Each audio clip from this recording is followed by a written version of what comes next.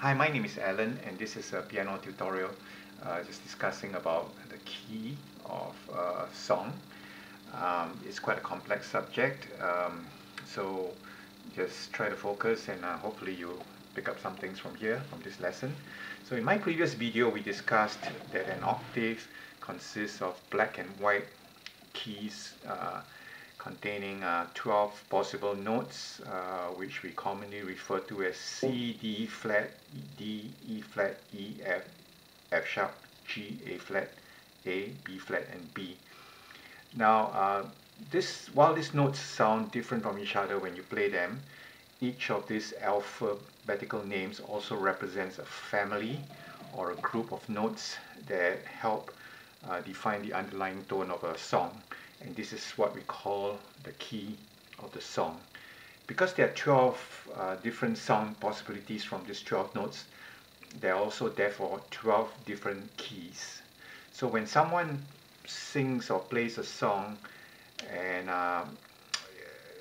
when they play a song, the key would have to be in one of these possibilities, one of these possible alphabetical labels.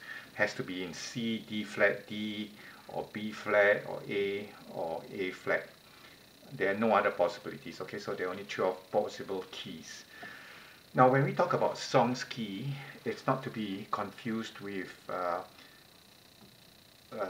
key on the piano. It's not, unfortunately, I don't know why they use the same name. A key on the piano maybe should have been called a tab, or maybe even a tooth, right? But anything but key, okay? So just be careful and differentiate. We're in this topic here, we're not talking about piano tabs or keys, the piano's tabs. We're talking about actual music key, okay? The key of the song.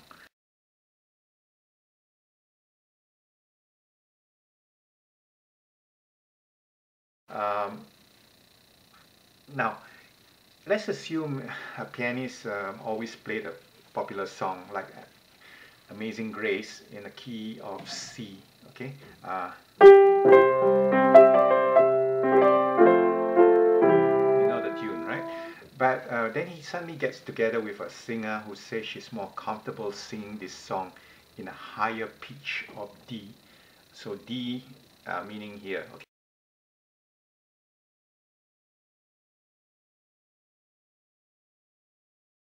Okay, so the pianist therefore has to rearrange the way he's been playing it like that in the key of C, because he's playing a C chord here and he's playing notes here for the song. Now suddenly the singer comes along and says, I want to do it in D because I'm more comfortable singing that way. So the singer has to convert all these notes into the key of D. So there are ways of doing it. I'll talk about transposing later. But then what happens then is, here's now a totally different sound.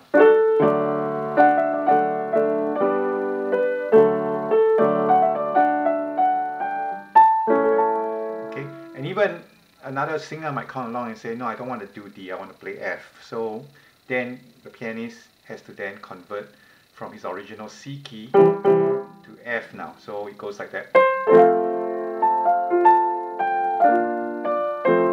Okay, so this is what we mean by key.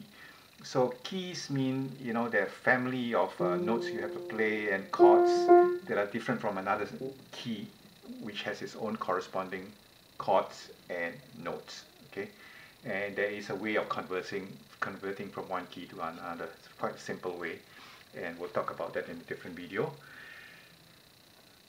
So when we talk about a key, we are also referring to a set of typical notes and chords associated with and define the sound of a key. So the first topic is when we talk about notes, we're talking scale. Okay, so for the most common keys, minor, major, and minor, we'll discuss this in greater detail a bit later. The scale consists of 8 different notes played one after another and are meant to give you the flavor of the underlying sound of a particular key. For instance, when we play C, right? C C major. C major meaning we hold the chord in the chord of C. Okay. Now the notes that are associated with this C major key are C, D, E, F, G, A, B, C. Okay. So like that. And if we are playing, for example, if we are playing D now, then the corresponding scale for D are the notes of D, E, F, G, A, B, D flat, D.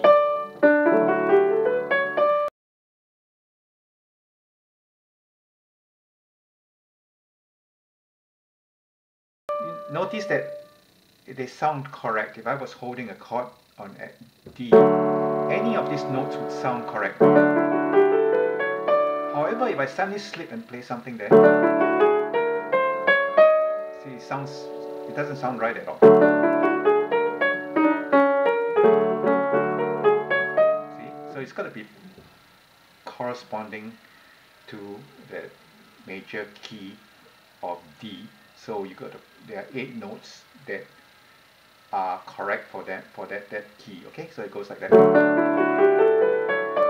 for C, it's like that. And then if I happen to play F, it's like that. So it goes like that. So you know they're like families of notes and also families of chords we'll talk about soon. So put it another way. If someone plays these 8 notes for me to hear, but one after the other, but I don't see what they're playing, and if I replicate them, if I go to the keyboard and I try to replicate those 8 sounds, then I'm quite confident. You know, it gives me a good hint of what the key is going to be. So if they play it like that, they keep playing like that, and then I hear it and I go to the piano and I play those 8 keys, I can pretty well tell that it is in the key of F. Okay, but if they only play 3 notes, this is insufficient information. I can't tell what the key is because they only this could very well belong to the scale of yet a different key. Okay, now it looks pretty complicated right now, but I'm going to give you a site where if you wanted to find out the scales for each of these 12 different keys, it will just lay it out in a chart, and the name of that website is just called pianoscales.org.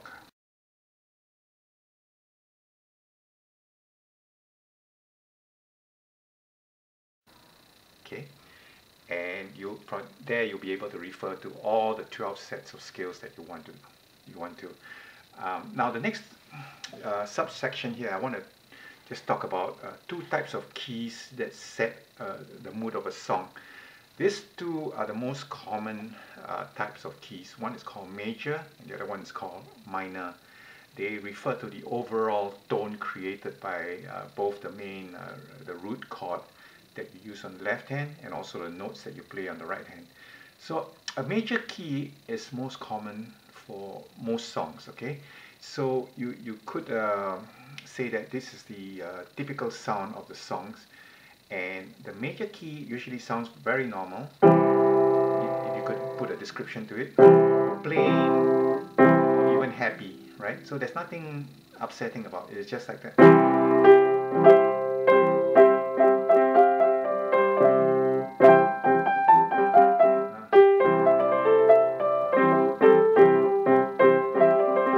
Plain and ordinary.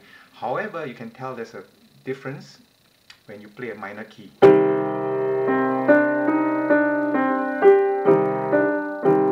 Sad, very stern, often gloomy. So this is a difference between a minor key there's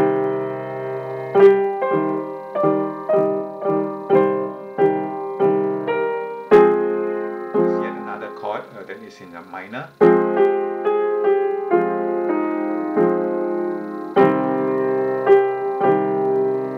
The major key is just plain and happy.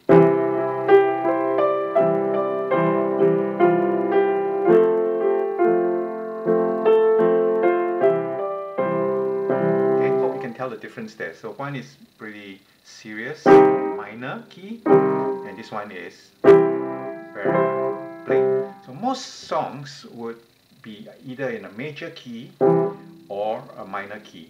And here we're talking about C key, but of course it could be F, it could be D flat major, or it could be D major, or it could be E flat major. And don't worry about too much about how to hold the chord. I mean, there are chord charts that I can refer to later that will show you, everything in a chart that you can refer to and take your time to learn all the chords that you want and familiarize yourself and remember them.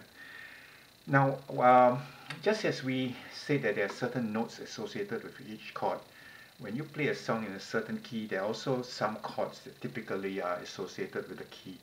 For example, if you're playing in the key of C, common chords include C, F, G, A minor, D minor.